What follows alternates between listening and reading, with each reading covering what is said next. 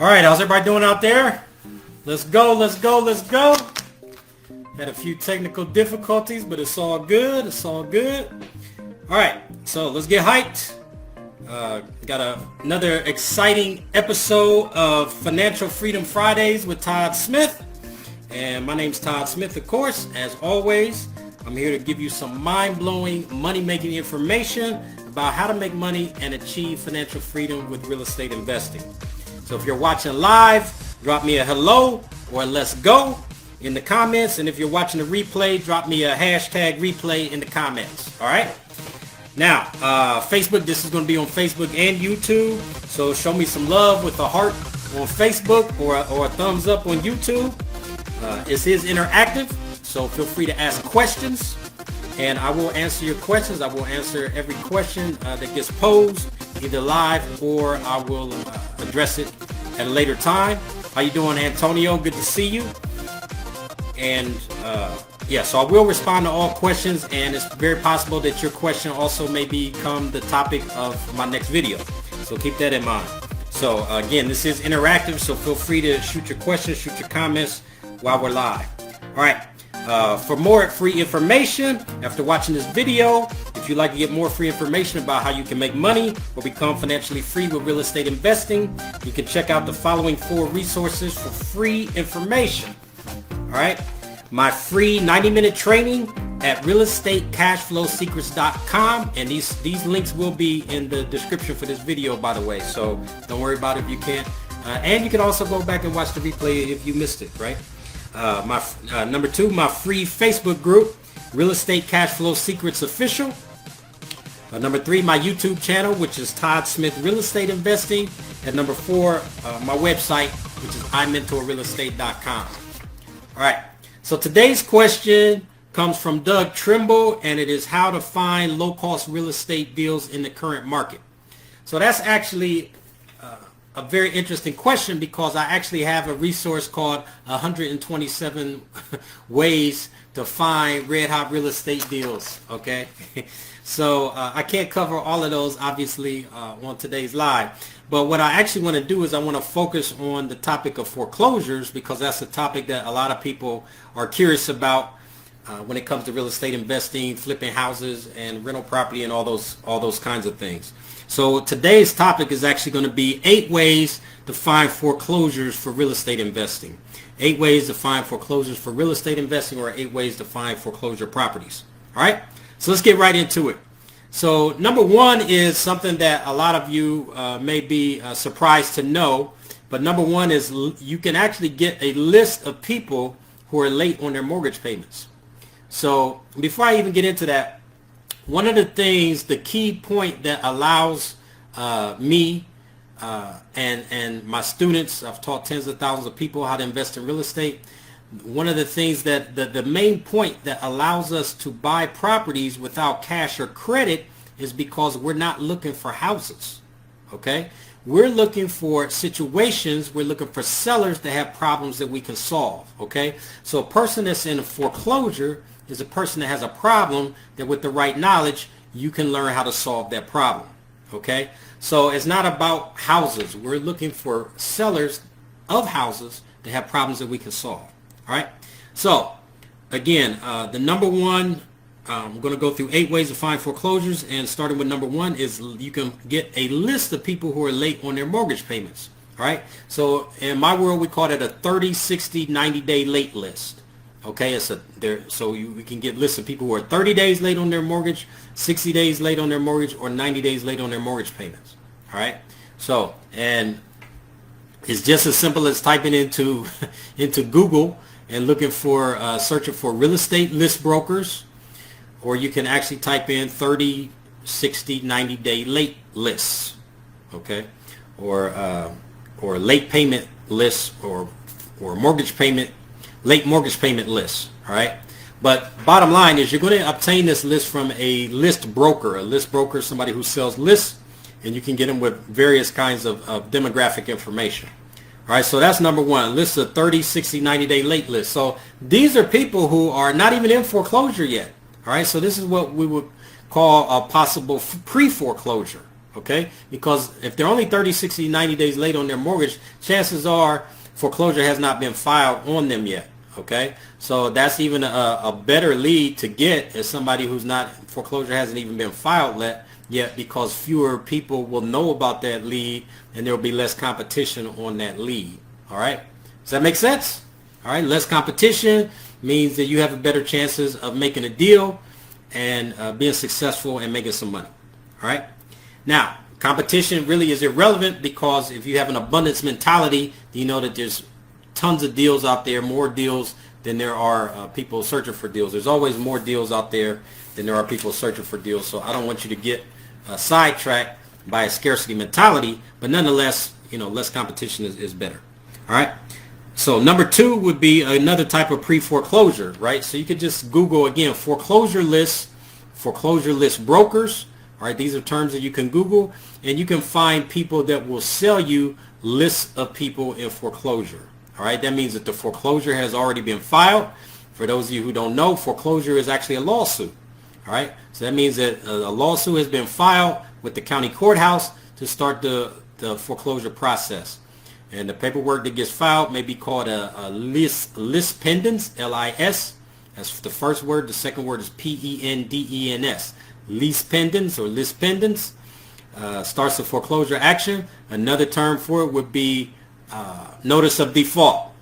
All right, notice of default, and it may be notice of default of mortgage or default of mortgage in your area. So default of mortgage, notice of default, or list pendens. So these are the legal terms that you would be looking for, and you can get people, you can pay list brokers to provide you with these lists.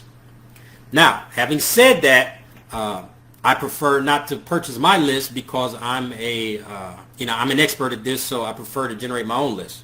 So in that situation, everything gets recorded at the county courthouse. Remember, I said foreclosure is a lawsuit, all right?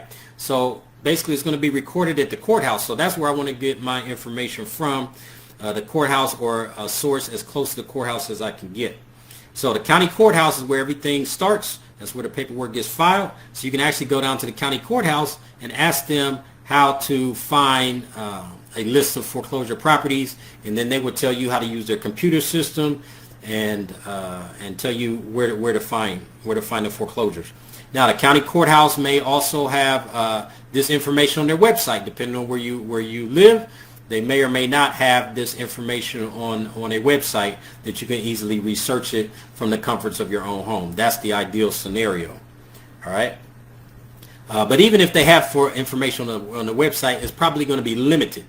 All right. So, but if you need more information, you can always go down, because this is all public information, and you have access to it under the Freedom of Information Act. All right. So this is your tax dollars at work, helping you to find deals to help you become financially independent. All I can say is God bless America. All right. So now, aside from the county courthouse and the county courthouse website, there's also so that was the third source. The fourth source would be your local legal newspaper or the website of the local legal newspaper. So, for example, in our area in Columbus, Ohio, our local legal newspaper is called the Daily Reporter. The Daily Reporter has a website. So a lot of this information you can research from the newspaper, the local Daily Reporter newspaper, or you can research it from the Daily Reporter's website. So in your area, wherever you live at in the United States of America, you will have a similar, chances are if you live in a large city, you're going to have a similar newspaper that puts out legal information where you can research foreclosure properties. All right. So you're going to have a legal newspaper, and the chances are they're going to have a website associated with that. Again, worst case scenario, if you live in a small town, you can still get this information direct from the source, which is the county courthouse. So don't let that stop you. Don't let that be an excuse because you don't live in a big city that has stuff online and blah blah blah. All right. So this is a no excuse zone here. This is a no excuse zone. All right. So that was the fourth method, right? Was local legal newspaper and or their website. Now, number 5 is the actual sheriff or trustee auction sale. Sheriff or trustee auction sale website. So first of all, there's two types of foreclosure. There's judicial and non-judicial, and based on whether you live in a mortgage state or a trustee state or a trust deed state. Okay, so Ohio, which I live in Ohio. Ohio is a judicial foreclosure state, and it is we have mortgages here. We don't have trust deeds. So, but the mechanics work the same. The time frames may be different, and there's a few legal technicalities. But for all intents and purposes, I'm going to be using the terms mortgage and trust deed interchangeably. Okay. So, but bottom line is the sheriff or the trustee in your area may have a website that you can go to, and you can research some information prior to the actual auction itself. Okay, so the actual so here they just a few years ago the sheriff started their own website and put a lot of the upcoming foreclosures online. So that's another source that we can use to research these properties. All right, so that was number 5. So number 6 is the sheriff or trustee auction itself. All right, so the whole foreclosure process ends when there is a foreclosure auction. So that means the sheriff or the trustee is going to auction off this property and sell it to the highest bidder. Now there may be there's rules concerning this depending on your area, and in our area there's going to be an appraisal of the property, and then the bidding will start at basically 67% or 2/3 of the sheriff's appraisal of that property. So for example, if the property appraised at $100,000, then the bidding, the minimum bid will start at $66,670 or something like that, or basically $67,000. All right. Now there may be a mortgage on there's going to be a mortgage on the property, right? Or would it be getting foreclosed? It could be another type of foreclosure for another type of lien. Okay, that's possible too. But usually they're going to be mortgage foreclosures. All right, could be getting foreclosed for a mechanics lien or a tax lien or something like that. Usually a smaller lien. But let's just take the most common case, which is a mortgage foreclosure. All right.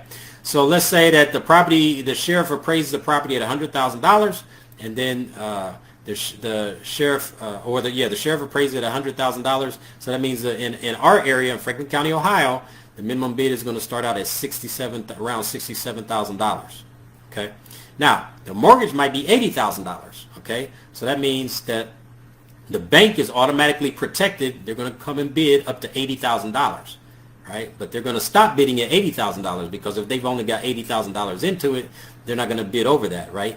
If they're going to bid up to $80,000 because it doesn't cost any money for them to take it back, all right? Because they're the ones with the mortgage on the property, right? So they're basically just getting, what they're just there to protect their interests, all right?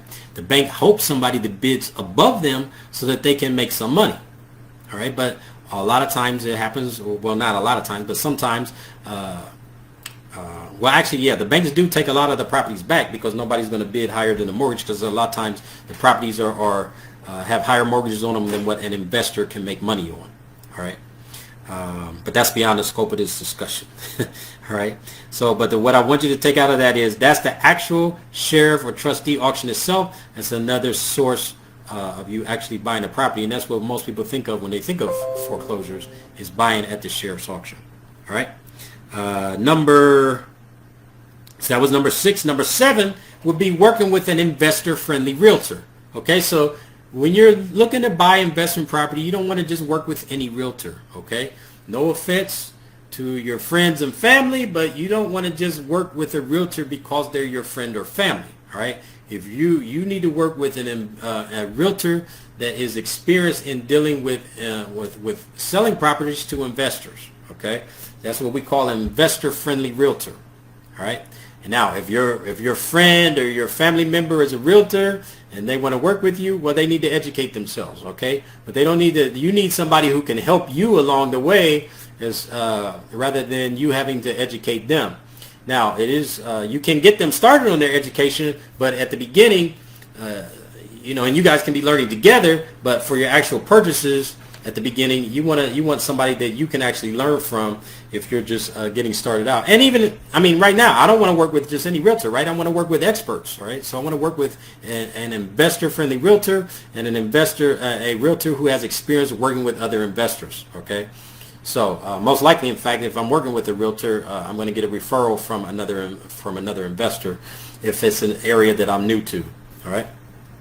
So typically, obviously, here I'm an expert in this market, so I'm going to know who the realtor investor-friendly realtors are. All right. Now, the last source, number 8. So that was number 7, working with investor-friendly and investor knowledgeable realtors, right, who are experienced. Now, number 8 is a special case even of that, which is what we call REO realtors. First of all, REO is a terminology for, because remember, we covered up to the foreclosure auction. So after that foreclosure auction, the bank takes the property back because nobody outbid them. Guess what? The bank still has to sell that property.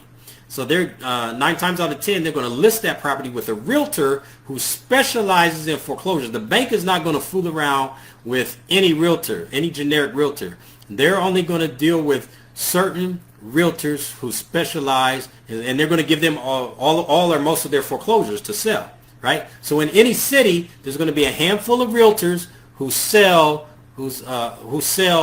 all of the foreclosure properties. That's or 90 to 99% of the foreclosure properties are going to be handled by a handful of realtors in whatever area you're in, whether you're in New York, whether you're in New York City, whether you're in LA, whether you're in Columbus, Ohio. There's going to be a handful of realtors who specialize. That's all they do. They eat, breathe, sleep, drink, and eat foreclosure listings for banks.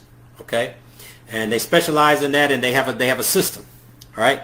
So that's so I bought properties through most of these methods here that I covered, but I probably bought most of my foreclosures actually through realtors who sell foreclosure properties. Now, as you know, I generally teach people how to buy properties without cash or credit.